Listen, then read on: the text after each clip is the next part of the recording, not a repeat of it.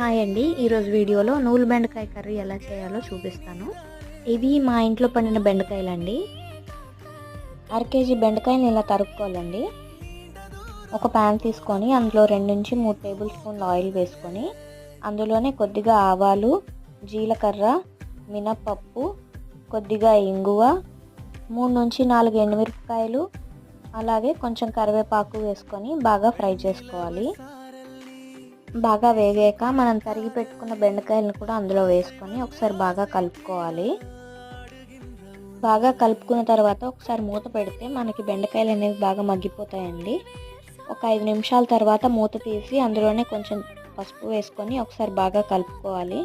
అలాగే నువ్వుల పొడి వేసుకోవాలి. ఇది మా ఇంట్లో రెసిపీ అండి. మీకు రెసిపీ కావాలంటే కింద కామెంట్ చేయండి. ఇందులోనే ఉప్పు ఉంటుంది కాబట్టి మేము ఉప్పు వేసుకోవట్లేదండి. అంతే అండి. ఒక 5 మినిట్స్ ఫ్రై చేసుకుంటే కర్రీ రెడీ.